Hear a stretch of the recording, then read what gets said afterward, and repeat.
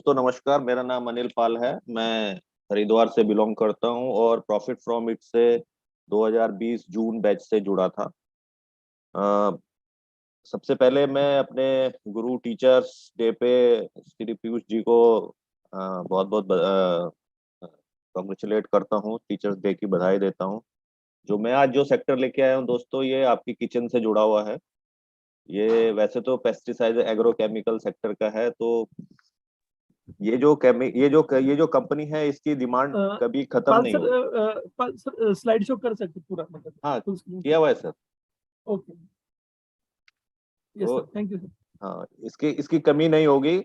Basically ये जो segment है, इसके जो पीआई सेक्टर है, इसमें तीन तरह के सेगमेंट है। एक फर्टिलाइजर में काम करती है, वर्टिकल्स में जो बात करेंगे। दूसरा पेस्टिसाइड में, और तीसरा जो होता है एडविजेंट होता है। ये हेल्पर की तरह काम करते हैं। किसी भी कीटनाशक चीज को इस एडविजेंट में मिलाकर हम डिस्ट्रीब्यूट करते हैं।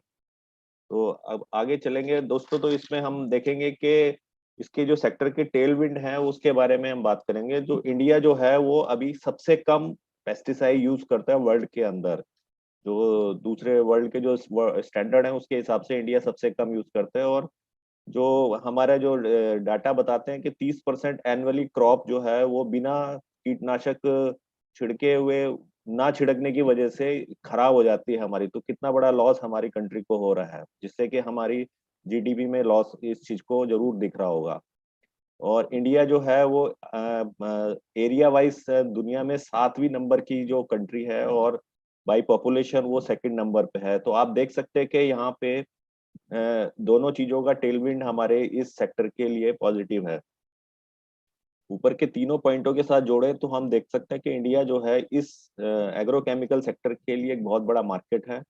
और जो हमारे देश में 58% इंडियन पॉपुलेशन है वो एग्रीकल्चर पर ही डिपेंड करती है।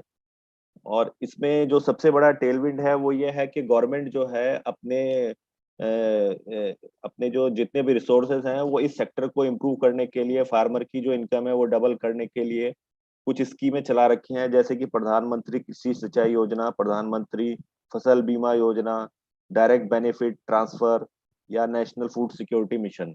तो इससे इस सेक्टर में आने वाले टाइम में काफी अच्छा सपोर्ट मिलेगा। अब हम इसके मार्केट कैप की बात करते हैं, तो इस पूरी इंडस्ट्री का मार्केट कैप करीब इसके मार्केट कैप जो है इसका करीब 168434 करोड़ का पूरा मार्केट सेट है। और इसमें जो यूपीएल है वो लीडर पोजीशन में है 57,000 करोड़ का। और फॉलोइंग पीआई इंडस्ट्रीज का 52,000 करोड़ का इसमें मार्केट कैप रखती है। आगे देखेंगे तो share wise market market share के हिसाब से बात करेंगे तो यूपीएल जो है वो 29%, पीआई इंडस्ट्री 26% और बायर क्रॉप साइंस ये 12%। अब यहाँ गौर करने की बात है कि दुनिया की जो सबसे 10 कंपनियों में बायर क्रॉप का जो नाम है वो आता है। इसमें हिंदुस्तान में इसका जो मतलब ग्रोथ है वो कम है। तो हमारी जो इंडियन मल्टीनेशनल है यूपीएल और पीआई, ये अच्छा ग्रोथ दिखा रही है। अब हम सेक्टर के परफॉर्मेंस की बात करेंगे दोस्तों। यहाँ पे हम देखेंगे 2022 में सेल्स में कैसा परफॉर्मेंस रहा। तो देखेंगे यूपीएल यहाँ पे काफी अच्छा परफॉर्मेंस दिया इन्होंने, 46,000 करोड़ के आसपास। और पीआई इंडस्ट्री 5,300। कंपनी छोटी है मगर इसकी क्वालिटी चेक करेंगे, जिसकी वजह से हमने पीआई इंडस्ट्री के ऊपर बात की है। आगे इसके बारे में बात करेंगे। यहाँ पे देखेंगे कि किस तरह से ग्रोथ की स्टोरी बनती है। तो यूपीएल यहाँ पे फिर लीडरशिप पोजीशन में, और पीआई इंडस्ट्री 8,400 करोड़, 8,400 8,044 करोड़ रुपए, 844 करोड़ रुपए का इसमें पैट प्रॉफिट जनरेट कर रहा है। अब हम यहाँ पे सेल्स वाइज, अगर हम मार्केट में जो सेल्स वाइज शेयर है उसके हिसाब से देखेंगे तो यूपीएल यहाँ पे 72% का मार्केट कैप्चर किया हुआ है। PI industry, Bayer crop science, Sumitomo chemicals, Sharda crop इसको फॉलो करती हैं। अगर हम 5 साल की बात करेंगे तो सेल्स में 5 साल का जो ग्रोथ है, यूपीएल 21% पे चल रही है, पीआई इंडस्ट्री 18% पे, और Bayer crop science, Sumitomo chemical, Sharda crop chem और भारत रसायन, ये सब इनके पीछे आ रही है। इसी तरह से अगर हम यहाँ पे प्रॉफिट की बात करेंगे तो पीआई इंडस्ट्री एक मल्टीनेशनल का, एक मल्टी बैगर स्टॉक का एक यही फॉर्मूला होता है कि वो अपने मार्जिन्स और इन सबको कंट्रोल करके एक अच्छा आपको प्रॉफिट मार्जिन क्रिएट करके देती हैं। तो इतने कॉम्पिटिटिव बिजनेस में जहाँ पे इतनी बड़ी बड़ी कंपनियां काम कर रही है, वहाँ पे इसका जो प्रॉफिट है वो 18% की कैगार से 5 साल में पीछे बढ़ रहा है। अब हम यहाँ पे हम इसके क्वालिटी एनालिसिस की बात करेंगे दोस्तों, तो यहाँ पे इसका क्वालिटी में पीआई इंडस्ट्री का जो रिटर्न ऑफ इक्विटी है 14% का है, बायर क्रॉप साइंस का 26% का है, यूपीएल का 20% का है। इसके बाद अब नेट प्रॉफिट मार्जिन में जाएंगे। जैसे मैं पीछे बता रहा था कि एक मल्टी बैगर स्टॉक की यही कहानी होती है कि वो अपने सारे एक्सपेंसेस और एफिशिएंसी को बढ़ाकर अपने नेट प्रॉफिट मार्जिन को बढ़ाता है। तो आप देखेंगे कि एवरेज जो 5 साल का है, इसमें 16% का आपका नेट प्रॉफिट मार्जिन आ रहा है। अब आईसीआर की बात करेंगे तो आईसीआर में जो कंपनी है पीआई इंडस्ट्री, वो 71 टाइम्स का है, और इसमें मतलब एक तरह से डेट फ्री कंपनी है, और कंपनियां सारी डेट फ्री हैं लगभग, मगर हमारे हम पीआई इंडस्ट्री की बात करेंगे तो ये 71 टाइम्स का है। अब डेब्ट टू इक्विटी देखेंगे तो आप इसमें देख सकते हैं कि यूपीएल के पास बहुत ज्यादा कर्ज है, और पीआई इंडस्ट्रीज, बायर साइंस और सुमिटोमो केमिकल ये लगभग डेट फ्री कंपनी है। Return of paid up equity देखेंगे तो जब जिस तरह से पुराने निवेशों ने अपना पैसा इन्वेस्ट किया हुआ है, तो यहाँ पे देख सकते हैं कि पीआई इंडस्ट्री ने उसका पैसा 56 गुना कर दिया है, जो कि एक मल्टीबैगर स्टॉक की निशानी है। उसके बाद रिटर्न ऑन एसेट में बात करेंगे तो यहाँ पे ये पीआई इंडस्ट्री 11% के करीब आपका रिटर्न ऑन एसेट दे रहा है। इससे ये पता लगता है कि कंपनी किस तरह से अपने एसेट को कितनी एफिशिएंसी से यूज कर रही है। तो इसमें बायर क्रॉप साइंस के बाद सुमिटोमो केमिकल, इन दोनों का इनसे ज्यादा है, मगर यूपीएल जो सबसे बड़ी कंपनी जो सबसे ज्यादा सेल्स कर रही थी, उसका जो आरओ है वो काफी कम है।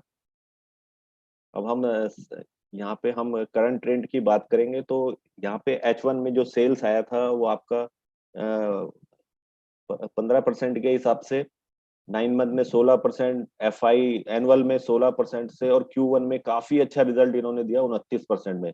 तो हम अगर हम एस्टिमेट की बात करेंगे तो 2023 में हम एक कंजर्वेटिव अप्रोच से जाके हम इसको 20% के लगभग हम मान सकते हैं कि आने वाले टाइम में इसका सेल्स में ग्रोथ होगा। उसी तरह से प्रॉफिट का भी हमने इसी तरह से कंजर्वेटिव लेते हुए, जो एनुअल में हमने देखा है वो 25% लिया है, जबकि Q1 में इसका जो प्रॉफिट का ग्रोथ है वो 40%। और इसी तरह से मार्जिन में भी हम देख रहे हैं कि वो अपने एवरेज मार्जिन को मेंटेन किए हुए 15-16% पे। मैं पीआई इंडस्ट्री के बारे में कुछ आपको इंट्रोडक्शन की तरह से बताना चाहूंगा कि ये कंपनी 1946 में बनी थी, और इसके पास करीब 350 प्लस साइंटिस्ट और रिसर्चर्स हैं। ये ईएसजी फोकस ग्रोथ ऑर्बिट में काम करती है। ईएसजी मतलब जो एनवायरमेंटल जो जितने भी स्टैंडर्ड होते हैं उनको फॉलो करती है। 20 प्लस ग्लोबल इनोवेटर पार्टनर हैं इसके, 25 मल्टीपर्पज प्लांट हैं, 130 पेटेंट इन्होंने फाइल किए हुए हैं, जो कि एक पेटेंट फाइल करने में कंपनी को बहुत ज्यादा खर्चा करना पड़ता है। तो इसके इस लॉन्ग टर्म ग्रोथ के लिए 130 पेटेंट जो हैं वो बहुत काम करेंगे। कंपनी का प्रेजेंट अगर हम इनके उसमें देखें तो 320 करोड़ का इन्होंने FY 21-22 में कैपेक्स किया है, जिसका फायदा आने वाले कुछ समय में मिलेगा। और इसकी ये जो ऑर्डर बुक है वो बहुत तकड़ी है, जो कि करीब 1.4 बिलियन डॉलर के आसपास पड़ती है। अब देखते हैं कि दोस्तों, अब यहाँ पे हम सेल्स की बात करेंगे तो सेल्स यहाँ पे इनकी आपकी 2002 से 252 से बढ़ के 4000 5400 के करीब हो गई, यानी कि 21 गुना के करीब हो गई है। इसमें ये जो CAGR है दोस्तों, ये थोड़ा गड़बड़ हो रखा है, अपडेट नहीं हुआ है, ये 17% के करीब है। इसी तरह से प्रॉफिट देखेंगे तो प्रॉफिट भी 2002 से लेके 2022 तक 31% के CAGR से इन्होंने प्रॉफिट को बना के दिया है। तो आप देख सकते हैं कि कंपनी किस तरह से अपना जो बिजनेस एक्सपेंड करती जा रही है, और आने वाले टाइम में इनका विजन भी काफी सॉलिड है, जिसकी वजह से हम इसके ऊपर काफी अच्छी दृष्टि से कीन ऑब्जर्वेशन रख सकते हैं और कंपनी को एक्यूमुलेट कर सकते हैं। इसी तरह से देखेंगे रिजर्व दोस्तों, तो इसका रिजर्व जो है वो करीब 174 टाइम्स हो गया है। जिन लोगों ने पैसा 2002 में लगाया था, उनका पैसा जो है 29% से बढ़ रहा है। इसके आगे हम मेजर कॉस्ट में देखेंगे तो कंपनी का जो मेजर कॉस्ट है वो रॉ मटेरियल ही है, वो 69% आता है। अदर कॉस्ट आपकी 16% है, एम्प्लॉय कॉस्ट 9.5 है। और आप देखेंगे कि यहाँ पे डिमोनेटाइजेशन एमोटाइजेशन के लिए इन्होंने 5%, जो कंपनी इस में ग्रोथ दिखाती है यानी कि वो अपने जो भी पुरानी चीजें हैं उनको इम्प्रूव कर रही है, आगे आने वाली उसकी एफिशिएंसी को बढ़ा रही है, अपने जितनी भी आपकी फैक्ट्रीज हैं, जितने भी आपके वर्किंग हैंड्स हैं उसके लिए। उसके बाद हम इसमें प्रिडिक्शन देखेंगे दोस्तों कि इसका 2023 में कितना सेल्स आ सकता है। तो अ, इसमें हम 6,371 जो करोड़ का सेल्स हम अब 2023 में देखेंगे। 2030 में करीब 21,000 करोड़ का, और 2035 में लगभग 50,000 करोड़ का। इसी तरह से प्रॉफिट देखेंगे दोस्तों, 9,965 का प्रॉफिट आएगा करोड़ का, और 5,216 करोड़ 2030 में। और इसी तरह से 2035 तक जाते जाते कंपनी बहुत अच्छा ग्रोथ दिखा सकती है, 17,404 रुपए। इसी तरह से ईपीएस की बात करेंगे, ईपीएस अभी फिलहाल 2023 में हम एक्सपेक्ट कर रहे हैं 62 आएगा, 62 रुपीज का, जो कि 2030 में बढ़ के 210 और 2035 में 501 रुपया हो जाएगा। तो आप देख सकते हैं कि ईपीएस में बड़ी जबरदस्त ग्रोथ दिखा रही है कंपनी। फेयर वैल्यू की बात करें तो फेयर वैल्यू इसकी अभी 1926 रुपए है। जैसे कि पिछले प्रेजेंटेशन में भी कहा है कि जो मल्टीबैगर स्टॉक होते हैं वो अपनी फेयर वैल्यू में बहुत कम टाइम रहते हैं। पिछले कुछ दिनों में ये आया था अपनी फेयर वैल्यू पे, मगर अब ये लाइफ टाइम हाई दिखा रहा है और ये निफ्टी को भी आउट परफॉर्म कर रहा है। इसी तरह से हम 2030 में इसकी जो फेयर वैल्यू है वो 6,500 रुपए, और 2035 में लगभग 15,500 रुपए के आसपास इसकी फेयर वैल्यू एक्सपेक्ट करते हैं। प्रमोटर होल्डिंग्स देखेंगे दोस्तों, प्रमोटर होल्डिंग में इन्होंने 46% प्रमोटर ही लेके बैठे हुए हैं। और जो सबसे बढ़िया बात है वो ये जो म्यूचुअल फंड और एफआईआई है, इन्होंने बहुत ही जबरदस्त तरीके से इस कंपनी में इन्वेस्ट किया हुआ है। इंश्योरेंस भी इसमें 3%, और रिटेलर के पास देखिए आप केवल 7% है। तो इसी मार्केट में जो फ्री फ्लोट है उसके हिसाब से देखेंगे तो रिटेलर के पास में काफी कम क्वांटिटी है। अब हम इसके ऊपर टेक्निकल फंडामेंटल की बात हो गई, हम टेक्निकल चार्ट के ऊपर बात करेंगे। टेक्निकल चार्ट में हम देखते हैं कि इसमें जो एक्यूमुलेशन जोन है वो आपका 2690 रुपए से लेके 2900 रुपए तक के बीच में आप इसे एक्यूमुलेट कर सकते हैं। ये आपका बाइंग रेंज रहेगी, और प्रॉफिट 3940 रुपए के आसपास हम 5% प्रॉफिट इसमें बुक कर सकते हैं। हम इसमें एलोकेशन की बात करेंगे तो अपने पोर्टफोलियो में इसका हम, कंपनी छोटी है इसी मगर क्वालिटी बहुत अच्छी है, तो इसका हम हर क्वार्टर में इसी तरह से हम एनालिसिस करते हैं। तो जैसे जैसे हमें गाइडेंस मिलती है हम उसका पोर्टफोलियो का एलोकेशन अपना बदलते रहते हैं। तो आज की डेट में जो हमारा प्रेजेंट एलोकेशन है वो लगभग 2% के आसपास है।